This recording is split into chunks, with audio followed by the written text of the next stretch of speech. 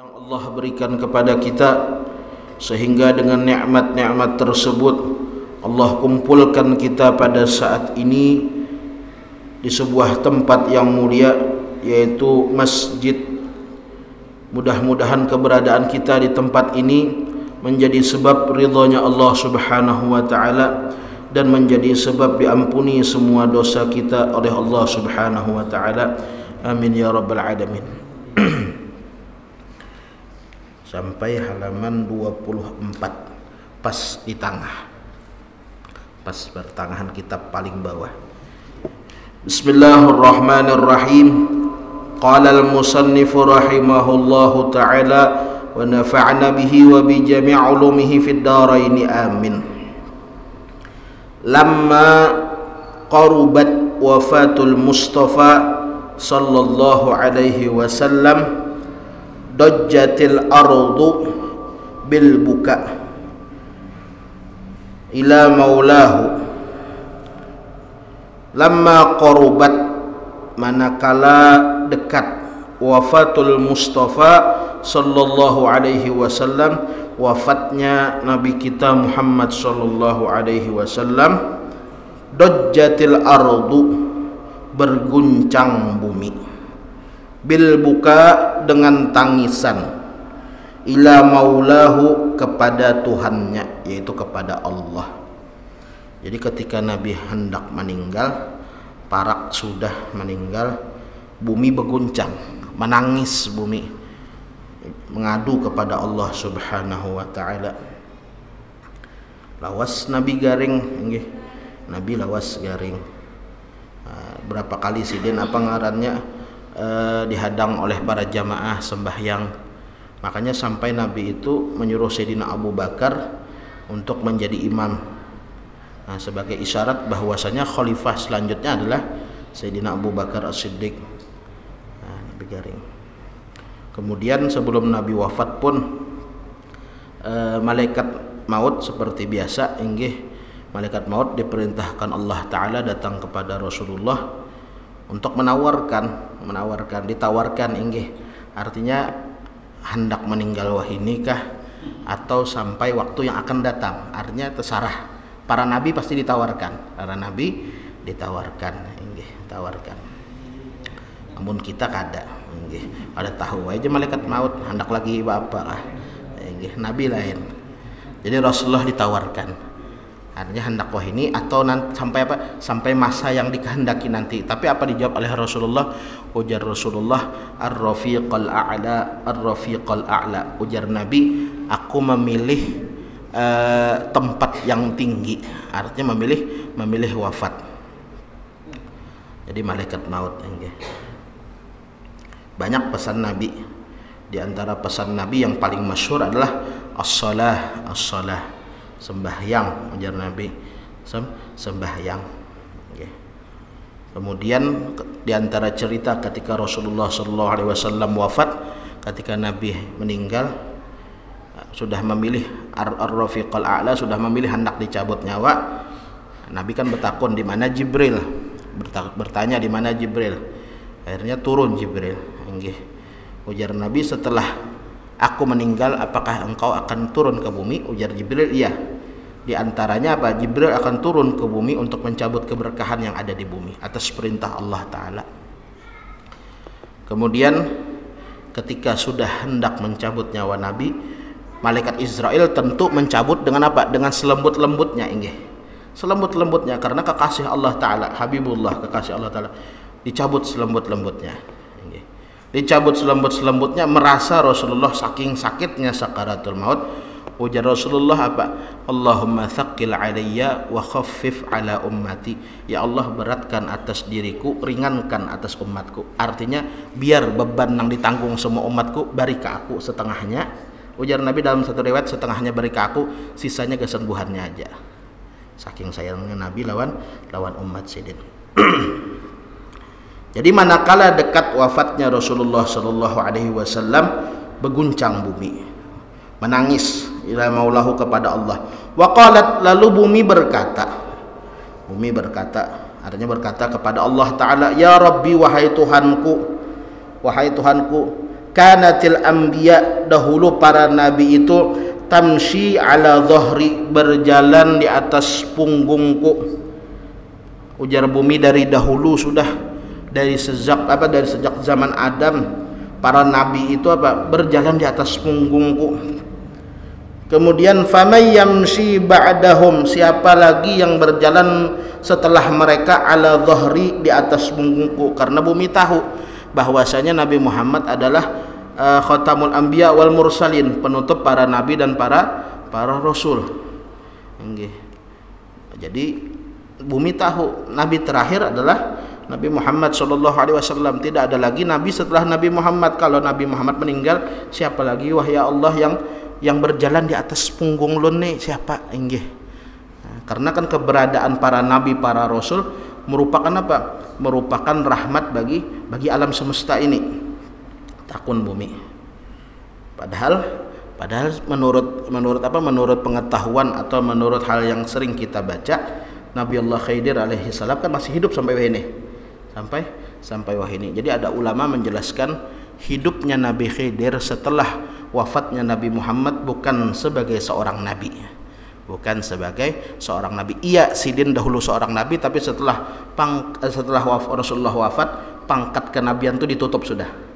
Tapi tetap wafat, tetap hidup Nabi Allah Khidir. Tetap hidup Nabi Allah Khidir. Dalam satu pendapat masih hidup. Karena kan banyak ulama-ulama kita yang ditemui, ulama-ulama luar ditemui. Di antara yang ditemui Nabi Allah Khidir, di antara cerita yang ditemui oleh Nabi Allah Khidir kan Ki Hasim Asy'ari termasuk yang ditemui Khidir. Kemudian lagi anak Sidin, abahnya Gus Dur, termasuk yang ditemui Khidir menurut cerita Sidin. Jadi ujar bumi, ya Allah, siapa lagi yang berjalan di atas punggung lun setelah wafatnya para nabi dan para rasul? Faqala ta'ala, di situ faqala sallallahu alaihi wasallam pinanya inggih salah itu. Faqala ta'ala, maka Allah Ta'ala ingin bujur jas itu. Faqala sallallahu alaihi wasallam, Allah Ta'ala mewahyukan kepada Nabi Muhammad, di sini disingkat ceritanya. Jadi bumi mengadu kepada Allah Ta'ala, siapa nang berjalan di atas punggung ulun setelah wafatnya para nabi.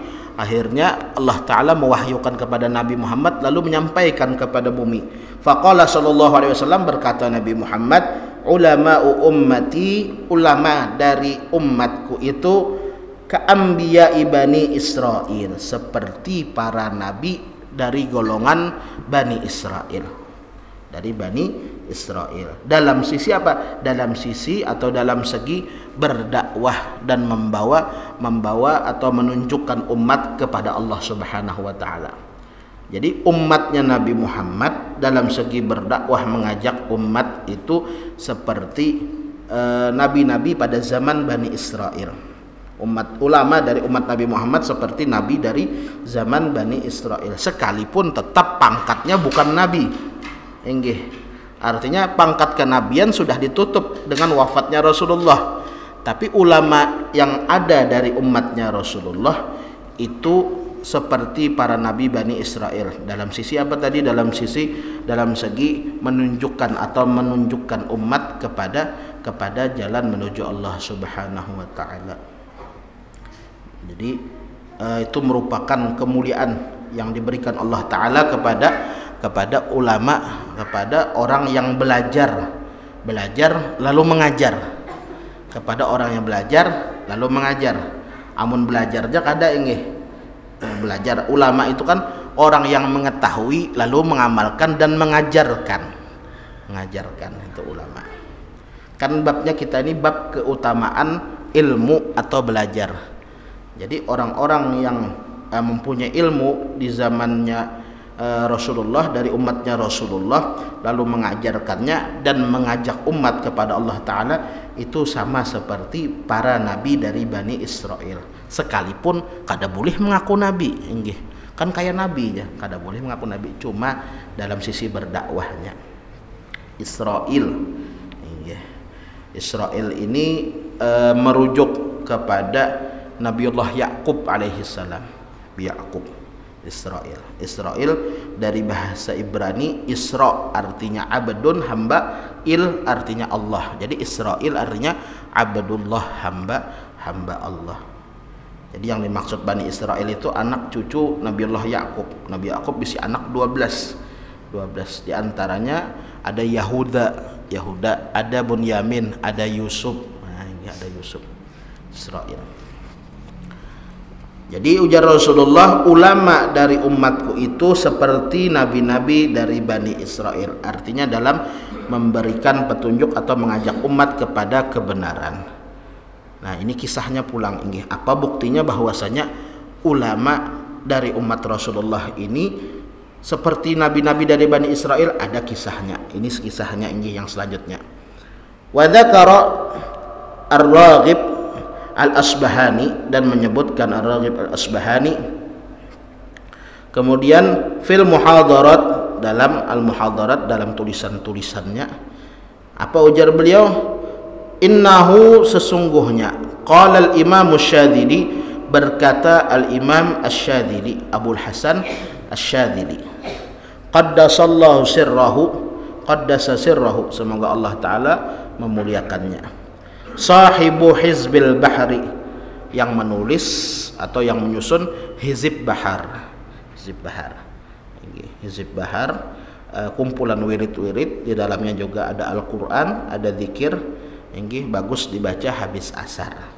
Dahulu waktu berkisah sedikit, waktu ulun di Madura, ulun setahun di Madura mengurus satu pesantren. Waktu di Madura itu alhamdulillah rancak terlihat kambang api warna habang di langit. Kambang api warna habang langit. Apalagi malam Senin atau malam Jumat, malam kiriman. Karena kan ngarannya Pondok Hanyar, kiainya tuh diiri orang. Pondok Hanyar maju, santri banyak na iri nang kada ketujuh. Akhirnya banyak na mengirimi kambang api malam-malam. Kambang api mengirimi kambang sarai di langit habang bian menyala. Karena pas suara pondok melatup kambangnya. Suara pondok melatup. Paham ja kalau pian? Mun enggak ada paham bahasa dang nyamannya santet Nah. Abang, rancak benar. Ulun lagi bakandaraan lalu di atas kepala ulun. Tahajud ulun paling ada semeter di atas kepala. Jadi rancak benar Lalu ujar kiai, lalu ujar ulun, apa amalannya supaya kada kena kiriman orang nih? Kan kita kada tahu ngarannya manusia, ada nang benci, ada nang suka apalagi melihat misalkan kita karir bagus, rezeki alhamdulillah bagus, anak baik-baik, biasanya ada nang bahiri. Itu sudah sunnatullah, sudah hukum Allah Ta'ala. Likulli dzi ni'matin mahsudun wa kullu dzi ni'matin mahsudun. Ujar Rasulullah Ta'ala, ujar Rasulullah sallallahu alaihi wasallam, semua yang bisi nikmat itu pasti mahsud, pasti diiri orang. Kullu dzi ni'matin mahsudun, semua orang nang bisi nikmat, bisi kelebihan pasti mahsud. Mahsud artinya diiri orang. Ini ujar Nabi. Jadi amun ada ngarannya sidin, ujar sidin, amun hendak terbebas atau ujar kita tuh tetap meminta lawan Allah Ta'ala, tapi ini wasilah kalau ujar kita kayak kita misalkan baca sholawat dengan niat apa? Dengan niat supaya mudah-mudahan rezeki dilancarkan. Nah kurang lebih kayak itu juga. Apa amalannya jerlun? Rancak mana sudah malam Jumat, malam Senin tuh pasti kiriman di langit nih pian. Banyak pian. Ujar sidin, baca Hizib Bahar setiap habis asar. Baca Hizib Bahar setiap habis asar. Insyaallah panah-panah orang tuh tebulik seorang. Dia orang mengirim tak panah api, mengirim apa. Jangan dikira apa ngarannya, jangan dikira di film jangan itu asli bujur kan itu sihir, termasuk sihir. Jadi baca Hizib Bahar jasidin kenal biar dikira apa nang lalu sekalinya bola api di atas kepala. Untung targetnya lain seorang. Jadi itu waktu di Madura. Jadi di Madura di bagian pesisir, di bagian dalam masih ada nang kayak itu masih ada. Apalagi pondok pesantren nang urun urus itu letaknya 21 km dari jalan darat 21 km dari jalan raya. Jadi melalui hutan bambu, melalui hutan jagung, melalui hutan-hutanan inggih.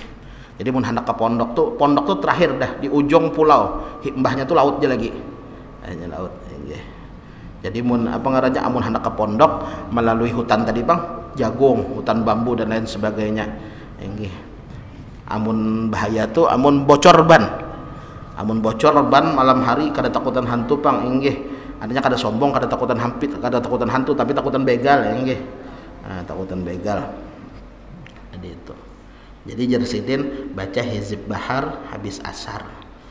Hizib Bahar supaya kada kenapa nah api. Tapi mun kita di kota jarang nggih. Mun kita di kota, orang kota ini biasanya permainannya lain pulang. Mun kada ketujuan orang, permainannya lain. Nah, amun orang nang di kampung orang ya parang maya. Nggih, parang maya pagat tali kelambu aja. Pagat tali kalambu saking kuatnya aja, saking haratnya parang maya pagat tali kalambu, padahal seorang guring usik, jadi ngarannya sihir. Yang namanya sihir itu pasti ada. Rasulullah aja kena kalau inggih, Rasulullah kena sihir, makanya diturunkan surah Qul a'udzu birabbil falaq, Qul a'udzu birabbin nas. Salah satu penyebabnya apa? Salah satu penyebabnya karena Nabi Garing disihir oleh orang Yahudi. Jadi di antara nang kawa kita baca, nang simpel nang kawa kita baca supaya terhindar dari sihir, Qul a'udzu birabbil falaq, Qul a'udzu birabbin nas. Inggih, rancaki membaca itu habis subuh lawan habis maghrib. Jadi berkata Imam Abul Hasan Asy-Syadzili yang menyusun Hizib Bahar, ujar Sidin, ittaja'tu, aku berabah jasidin fil Masjidil Aqsa, di Masjid Aqsa. Fara'aitu fil manam, lalu aku melihat di dalam mimpi. Artinya Sidin teguring. Aku berabah di dalam Masjid Aqsa, lalu aku melihat di dalam mimpi, ujar Sidin, qad nusiba tahtu kharijil Aqsa. Didirikan, nusiba itu didirikan atau ditaruh tahtu kharijil Aqsa, sebuah singgasana yang ada di luar Masjid Aqsa. Di mana didirikan atau ditaruh? Fi wastil haram, di tengah haram, di tengah masjid Baitullah, di tengah Masjidil Haram. Jadi dalam mimpi Sidin melihat bahwasanya ada kursi besar, ada singgasana besar dulu di Masjid Aqsa itu, yang letaknya di luar Masjid Aqsa. Karena Masjid Aqsa itu kan dahulu yang membangun Nabiullah Sulaiman, Sidin raja. Jadi kursi yang itu tuh diandak di tengah Masjidil Haram dalam mimpi Sidin. Kemudian fadakhala khalqun katsir, maka masuklah khalqun katsir, orang banyak ke dalam Masjidil Haram tadi. Kemudian afwajan, bergelombang-gelombang, atau jar kita berkelompok, masuk orang banyak. Jadi di tengah Masjidil Haram ditaruh singgasana atau kursi yang besar. Inggih, di dalam mimpi Sidin melihat seperti itu, lalu banyak orang masuk, berkelompok-kelompok orang masuk. Kemudian fakultu, lalu aku berkata, ujar Imam Syadzili tadi, Abu Hasan Asy-Syadzili tadi, aku berkata, ujar Sidin, ma hadzal jam'u, apa gerombolan orang yang sebanyak ini, Sidin? Artinya ada apa gerangan, kenapa orang ada sebanyak ini di sini? Ma hadzal jam'u. Kemudian faqalu, lalu orang banyak tadi berkata, jami'ul anbiya war rusuli alaihimussalam, semua nabi dan semua rasul alaihi salam, qad hadaru, sungguh telah hadir. Jadi sebenarnya orang yang banyak tadi adalah semua nabi dan semua rasul. Jadi nabi dan rasul, nabi jumlahnya ada 124.000, Rasul jumlahnya ada 313. Nang wajib kita ketahui 25. Nang 25 pun banyak tebulak-balik. Ini tebulak-balik. Tebuat ngaran orang lain ini. Adam, Idris, Nuh, Hud, Saleh, Ibrahim, Ishak, Yakub, Jamal aja. Ini Jamal ada nabi ini. Ada Jamal aja. Jadi sekalinya orang yang banyak tadi adalah para nabi, para rasul. Untuk apa mereka datang? Qad hadaru, mereka sudah hadir atau datang, liyashfa'u, untuk memberikan syafaat atau untuk memintakan ampun fi Husain Al-Hallaj, untuk pada masalah Husain Al-Hallaj inda Muhammadin alaihi wassalam, di sisi Nabi Muhammad. Nah, ini kisah Al-Hallaj. Kalau pian mendengar Al-Hallaj, di antara yang menganut pemahaman Al-Hallaj di Indonesia adalah Syekh Siti Jenar. Syekh Siti Jenar Al-Hallaj. Jadi para nabi, para rasul ini datang tujuannya apa? Untuk membujuk Nabi Muhammad. Wahai Rasulullah, maafkan sudah Al-Hallaj ini, mintakan ampun kepada Allah Ta'ala. Mintakan apa? Berikan syafaat Husain Al-Hallaj ini, Husain bin Ali Al-Hallaj. Jadi banyak maulah pengarangnya sih, ini kontroversi dalam masalah tauhid, dalam masalah akidah. Di antaranya adalah al-hulul. Di antara yang masyhur pemahaman Al-Hallaj adalah al-hulul. Apa itu al-hulul? Ujar orang Jawa lah, nang masyhur kita dengar, manunggali kawula Gusti. Artinya Allah Ta'ala itu bereinkarnasi di dalam wujud makhluknya.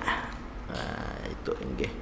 Makanya kisah nang masyhur ketika Syekh Siti Jenar didatangi Sunan Kalijaga, ujar Sunan Kalijaga, "Assalamualaikum." "Waalaikumsalam." Ujar Syekh Siti Jenar. Lalu ditanya, "Enggih, mana Syekh Siti Jenar kededa yang ada Allah?" Ditakuni, "Kalau begitu Allah mana yang ada Syekh Siti Jenar?" Nah, al-hulul, kayak kurang lebih reinkarnasi. Dan itu sesuatu yang kada pas, jelas kada pasnya. Kita meyakini bahwasanya semua gawian kita adalah apa? Semua gawian kita adalah Allah Ta'ala yang menentukannya. Kalau inggih, kita minum Allah Ta'ala yang menggerakkan, kita berjalan Allah Ta'ala yang menggerakkan, kita belajar Allah Ta'ala yang menggerakkan, kita sembahyang Allah Ta'ala yang memberikan kekuasaan. Tapi bukan berarti kita Allah Ta'ala satu dengan Allah Ta'ala lain. Makanya ada yang memahami seperti ini, aku sembahyang itu adalah aku menyembah aku. Salah, enggih. Jadi ada yang memahami seperti ini, sembahyang itu kan aku menyembah aku. Salah, enggih. Kenapa salah? Ya tadi artinya bujur, dasar memang betul bahwasanya gerakan kita, kemudian kita bisa apa-apa itu Allah Ta'ala menentukan, tapi kita lain Allah. Lain Allah. Jadi itu pemahaman di antara pemahaman Al-Hallaj. Adanya reinkarnasi, artinya dianggap bahwasanya kita itu satu gitu, nah, lawan yang maha kuasa, padahal lain. Nah, jadi sama kayak misalkan ulun lawan HP. HP ini ampun ulun, tapi ulun lain HP. Nah, kan pemahamannya betul kan seperti itu. Nah, sama kayak kita beribadah kepada Allah Ta'ala, kan Allah Ta'ala yang menguasakan, tapi lain kita lain Allah Ta'ala. Nah, pemahaman Husain Al-Hallaj, Husain bin Ali Al-Hallaj, jadi al-hulul tadi, atau ujar kita menyatu kayak reinkarnasi. Tentu itu merusak pemahaman, terutama bagi orang-orang yang baru masuk Islam ketika itu. Di antara yang baru masuk Islam kan ketika itu adalah Ki Ageng Pengging dan lain sebagainya. Termasuk abahnya Jaka Tingkir. Nah, abahnya Jaka Tingkir, Raden Mas Karebet. Jadi seperti itu. Amun di wadah kita Datu Abdul Hamid Abulong. Jadi hal nangka itu kadakawa diajarkan lawan masyarakat umum. Kadakawa diajarkan gasan masyarakat umum. Seandainya ada seseorang yang sampai ke derajat itu, artinya ujar kita itu apa ya bahasanya, akal basyariahnya dicabut. Akal basyariah itu jadi kita akal sisi kemanusiaannya itu dicabut, kayak merasa fana sudah, merasa kayak menyatu sudah. Nah, itu lain pembahasannya pulang. Pembahasan nangka ini biasanya jam 1 malam atau jam 2 malam belampah kopi hirang kada begula. Mun jam saya ini teh panas ngasih jam 1 malam, jam 2 malam. Kemudian jadi berkumpul para nabi tadi untuk membujuk Rasulullah supaya memberi syafaat ke Husain bin Ali Al-Hallaj. Kemudian tadi sedangkan Rasulullah SAW jalisun alaihi bin firadihi, nabi yang duduk alaihi, di atas kursi tadi atau di atas singgasana tadi, bin firadihi, seberata sendirian. Wa jami'ul anbiya, dan semua nabi alal ardi, di atas lantai, jalisuna, duduk. Jadi Rasulullah duduk di kursi, nabi-nabi yang lain duduk di bawah. Kemudian min Ibrahim alaihi salam, dari Nabi Ibrahim, artinya dari nabi yang Tuhan pun ada Nabi Ibrahim. Wa Musa, dan Nabi Musa. Wa Isa, dan Nabi Isa pun ada. Wa Nuh, dan Nabi Nuh alaihimussalam. Jadi artinya nabi-nabi yang bukan cuma sedikit, bahkan yang tuha-tuha, yang sesepuh-sepuh pun hadir. Kemudian lagi fawaqaftu anzuru wa asma'u kalamahum, lalu aku berdiri, ujar Abil Hasan Asyadzili tadi, berdiri, anzuru asma'u, aku memandang, wa asma', dan aku mendengarkan, kalamahun, perbincangan para nabi. Jadi mendengarkan apa yang dibincangkan para nabi. Kemudian fa khataba Musa alaihi salam, fa khataba Musa nabiyana alaihi salam. Jadi di antara perbincangan tadi itu, fa khataba Musa, Nabi Musa mengkhitab atau ujar kita membawai, berbicara atau bertanya kepada nabiyana, nabi kita alaihi salam. Nabi Musa bertakun lawan Rasulullah, bertanya kepada Rasulullah. Wa qala lahu, dan berkata Nabi Isa kepada Rasulullah. Apa ujar Nabi Musa?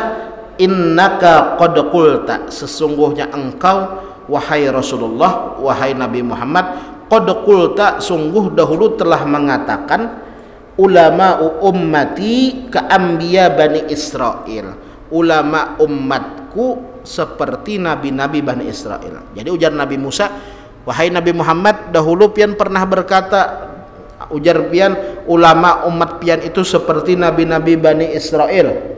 Ujar Nabi Musa seperti itu. Fa'arina minhum wahidan, fa'arina, maka perlihatkan kepada kami, minhum, daripada umat pian, wahidan, satu orang saja, satu orang saja. Jadi mana buktinya, ujar Nabi Musa, kalau memang umat pian itu yang ulamanya seperti Nabi Bani Israel? Faqala, lalu berkata Rasulullah sallallahu alaihi wasallam, wa asyara ilal Imamil Ghazali, lalu dikiau Imam Ghazali. Artinya didatangkan Imam Ghazali, dihadirkan Imam Ghazali. Habis didatangkan Imam Ghazali, ini ujar Rasulullah salah satu ulama dari umatku. Qaddasa sirrahu, semoga Allah Ta'ala memuliakan Imam Ghazali. Kemudian fasa'alahu Musa, lalu Nabi Musa pun bertanya kepada Imam Ghazali soalan, satu soal. Fa'ajabahu, lalu Imam Ghazali menjawab bi asyrati ajwibatin, dengan 10 jawaban, dengan 10 jawaban. Fa'taradu alaihi, lalu Nabi Musa pun menyangkal atas Imam Ghazali. Fa'taradu alaihi Musa, lalu Nabi Musa menyangkal atas Imam Ghazali bi annal jawab, bahwasanya jawaban itu yang bagi seharusnya ayyutabiqas su'al, sesuai dengan pertanyaan. Kalau pertanyaan satu, jawabannya harusnya satu. Jadi di dalam kitab lain dikisahkan sebenarnya yang ditanya oleh Nabi Musa itu ketika melihat Imam Ghazali, ditakuni, masmuk, siapa namamu? Ujar Nabi Musa, bertakun lawan Imam Ghazali. Dijawab oleh Imam Ghazali, ana Muhammad bin Muhammad bin Muhammad al-Ghazali, aku adalah Muhammad, anaknya Muhammad al-Ghazali. Ngaran Imam Ghazali kan Muhammad, Abah Sidin Muhammad, Kayu Sidin Muhammad. Lalu ujar Nabi Musa, aku bertakun ikam, aku kada bertakun abah ikam.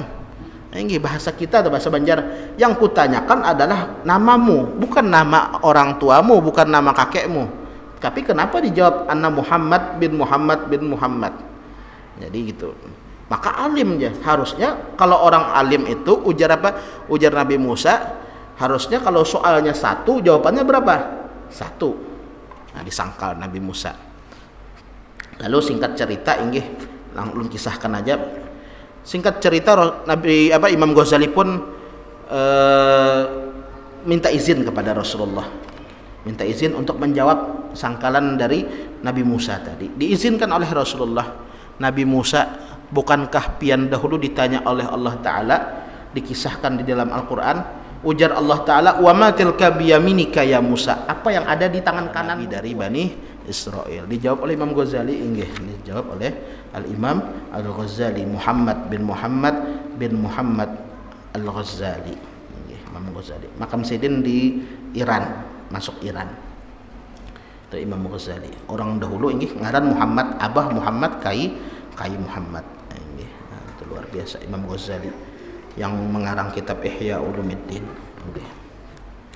Jadi itu kisahnya singkatnya sampai belakang tuh, sampai akhir bab. Kemudian al-babus sadis, bab yang ke-6, fit tawadhu'i wat takabbur, tentang tawadhu dan sombong. Insyaallah kita lanjutkan pada pertemuan selanjutnya yang akan datang. Mudah-mudahan kita diberikan Allah Ta'ala umur yang panjang, diberikan kesehatan, terutama bagi saudara-saudara kita, guru-guru kita seperti Guru Ghazali, Guru Tuha yang sedang sakit. Mudah-mudahan diberikan Allah Ta'ala kesembuhan, dan semua yang sedang sakit, keluarga, kemudian famili, sanak saudara dan kenalan yang lagi garing, mudah-mudahan diberi Allah Ta'ala kesembuhan, dan mudah-mudahan dijauhkan kita dari bala, dijauhkan dari bencana, karena sedang lagi musim asap kalau di Indonesia. Mudah-mudahan Palangkaraya dijauhkan Allah Ta'ala dari hal tersebut, dan mudah-mudahan tempat-tempat yang lain yang memang sedang kena cobaan tersebut Allah Ta'ala hilangkan secepatnya, dan mudah-mudahan kita dijadikan orang yang beruntung dunia akhirat, bahagia dunia dan akhirat, selamat di dunia, bahagia di akhirat, hidup beriman, mati membawa iman, husnul khatimah, ala hadhihi niyat wa ala kulli niyatin salihah. Al-Fatihah. A'udzu billahi minasyaitonir rajim. Bismillahirrahmanirrahim. Alhamdulillahi rabbil alamin, arrahmanir rahim, maliki yaumiddin. Iyyaka na'budu wa iyyaka nasta'in. Ihdinas siratal mustaqim, siratal ladzina an'amta 'alaihim ghairil maghdubi 'alaihim waladdallin. Amin. Amin ya Allah ya rabbal alamin. Bismillahirrahmanirrahim. Alhamdulillahi rabbil alamin. Allahumma shalli wa sallim ala sayyidina Muhammad wa ala alihi wa sahbihi ajma'in. Allahumma anfa'na bima 'allamtana wa 'allimna ma yanfa'una wa zidna 'ilma. Allahumma aghnina bil 'ilmi wa zayyinna bil hilmi wa أكرمنا بالتقوى وجملنا بالعافية يا رب العالمين. اللهم اكتب السلامة والصحة والعافية علينا وعلى الحاضرين وعلى الغائبين وعلى آبائنا وأمهاتنا وعلى أجدادنا وجداتنا وعلى أمامنا وأمهاتنا وعلى جميع مشايخنا من المسلمين والمسلمات والمؤمنين والمؤمنات الأحياء منهم. ربنا آتنا في الدنيا حسنة وفي الآخرة حسنة وقنا عذاب النار. وصلى الله على سيدنا محمد وعلى آله وصحبه وسلم. فلسبحان ربك رب العزة عما يصفون، سلام على المرسلين والحمد لله رب العالمين. تقبل الله منكم.